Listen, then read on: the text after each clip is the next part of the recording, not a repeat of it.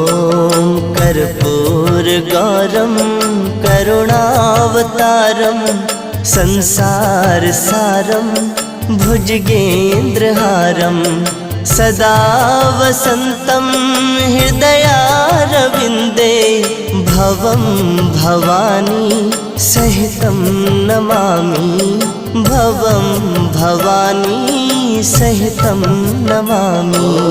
कर्पूरगौरं करुणावतारं संसारसारं